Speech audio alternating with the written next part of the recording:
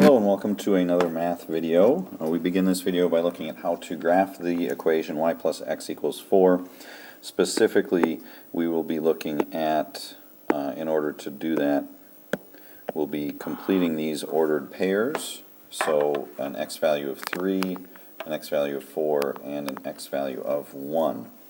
So if I want to find out what happens when x is 3, we just plug a 3 in for x, solve the equation for y.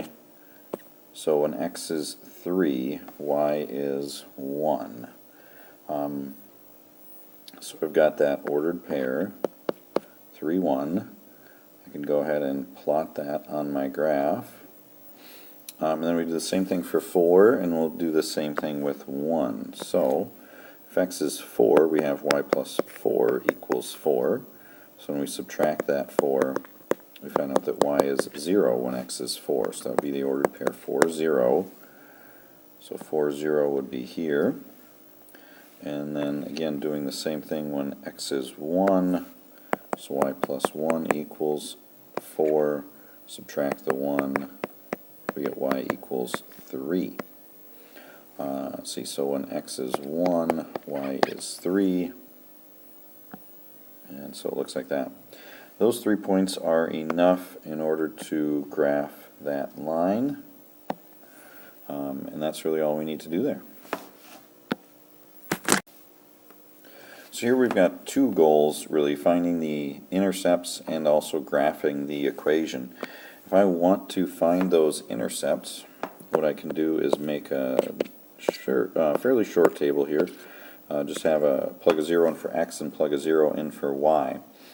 If x is 0, then we would get 20y equals negative 10, because again that negative 5x would be nothing, so that would be gone. Dividing by 20 is going to give me negative 1/2. So not the greatest point, but something we can work with. So that gives me the point 0, negative 1/2. So that would be about here. So again, that is the y-intercept. So somehow labeling that either on the side like I did or on the graph. When y is 0, we get 20 times 0 minus the 5x equals negative 10. So again, that 20 times 0 is gone.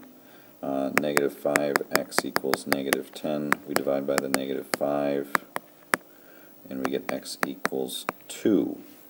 So x is 2, y is 0. So it gives us that ordered pair. So we've got 2, 0 here. So those are the two intercepts. So again, I can label this one here. That's the x-intercept. Those 2 points are fairly close together. So be very careful with how you graph that. So you don't stray from where that line should really be. Now for problem 3, really just finding the midpoint here. Again, you could do a little sketch of a graph if you liked. If you did that, again, negative 5, negative 1 would be over here, and then 6, 8 would be over here. We're trying to find that midpoint. Again, if I look at how far up that is and how far over, so from negative 1 to 8, that's a distance of 9, and negative 5 to 6, that's a distance of 11. So we're going to get some halves in there. So we would go up 4.5 from negative 1. So we would have really a y-coordinate of 3.5. And we would go right 5.5 from negative 5, so that would be a positive half. Again, if you like, you can use that midpoint formula. So we have our ordered pair where we really average our x-coordinates, which would be negative 5 and 6, and average the y-coordinates, which would be negative 1 and 8. And so we end up with 1/2 and 7/2, which of course is the same as 0.5 and 3.5. Notice for number 4, we've got a bit of a word problem here. So supposing the sales of a particular brand of appliance satisfy the linear model, y equals 80x plus 2100, y represents the number of years, or number of sales in year x, with x equaling 0 corresponding to 1982. Find the number of sales for 1992. So I say it's kind of a word problem because when they give us the linear model for that, it's really just a matter of determining what value of x we should plug in. And they tell us that 1982 would be year 0. So to find the value of x for 1992, what we do is we take 1992 minus year 0, which is 1982, and in this case the value works out to be a nice 10. So when we use our model to predict for 1992, we plug a 10 into our model for x, and then we just evaluate. So in this case we get 800 plus 2,100 for a grand total of 2,900. So that would be the prediction for number of sales in 1992. For number 5, finding the slope of the line that goes through these points. Again, if you wanted to do a sketch, you could. So -5, -7 would be down here. 3, -8 would be a little bit lower. And so then between those two, so -5, -7, and 3, -8. Now, as far as the rise and the run go, -7 to -8 is just down 1, and -5 to 3 is to the right 8. So the slope would be -1/8. If you like the slope formula, you could also do that. So we make sure we put the y's on top, so -8 minus the -7 over 3 minus the -5. So that slope ends up being -8 plus 7 and 3 plus 5. So that's where we get our -1 and our +8 from. So again, whether you want to do a little sketch of a graph or if you would rather use that formula, either way works out to be the correct answer. For number 6, they ask us to find the slope of the line and sketch the graph. There's a couple different ways we could find the slope. I know I've been talking about how to look at the standard form and find the slope. So if you can look at that and see that the slope would be -2/3, that's great. Otherwise, if you wanted to, you could solve this equation for y. In order to do that, you'd probably start by subtracting the 2x. And then you can divide by 3, which we would simplify to be -2/3 x plus 13/3. So we do get the slope of -2/3. But we might want to look for a nice point that we could use in order to graph this instead of the 13/3. There are a number of different ways that you can do that. One way is you might just look at the formula or equation and try to figure out how could you do combinations of 2's and 3's in order to get 13. One that jumps into my head is if I could get 10 and 3, so it would be a 5 for x and a 1 for y, that would work.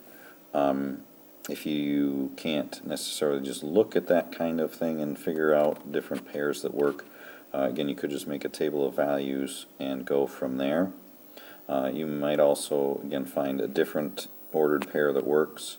But again, it's nice to have a nice point like a 5, 1.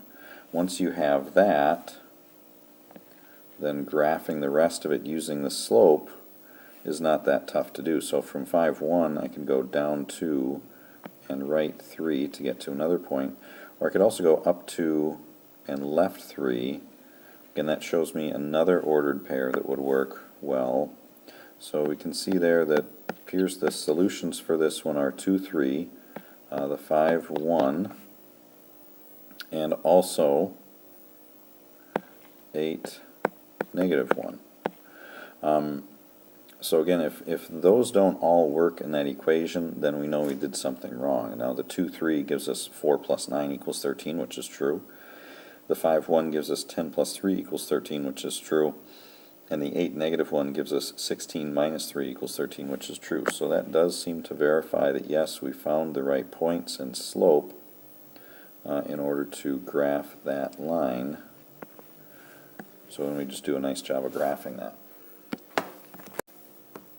So for number 7, they describe a line, and they want us to go ahead and graph it. So they give us the point 0, 5. So we'll start there, 0, 5. And it has a slope of 1/4. So from there we would go up 1, right 4. And it would look like that. If we wanted to, we could also go down 1, left 4 just to get another point. But really, again, 2 is all you need in order to graph a line. And again, make sure that if you draw the line, it should be accurate. So make sure you don't veer off where you shouldn't be. So for number 8, trying to determine whether the lines are parallel, perpendicular, or neither. Again, the first equation, 3x minus 6y equals negative 13, looking at that one, that is in standard form. So if you can look at that and see that the slope would be 1/2, that is good. But if not, again, what you might do is to solve that for y. So you'd have negative 6y equals negative 3x minus 13, and from there divide by the negative 6, which would give us y equals, again, a 3 over a 6 because the negatives would cancel, and then a really plus 13 over 6 because the negatives would cancel. And we're not really even worried about the y-intercept, just the slope, and of course 3 over 6 reduces down to be 1/2. Now the other equation also in that standard form, so if you can look at that and determine that that would have a slope of negative 2, that is good as well. If not, you might solve that for y. So you would probably start by subtracting the 18x from both sides. Gives negative 18x plus 18, and then dividing by 9 leads to negative 2x plus 2. And so that one has a slope of negative 2. So a slope of negative 2 and a slope of 1/2, those are opposite reciprocals. And so these two would be perpendicular. I don't think I have room to fit that all in there, so just perpendicular for that one. Number 9 is the same sort of question. However, instead of giving us the equation, they just give us the ordered pairs. So one line goes through 3, negative 5, and negative 1, 7.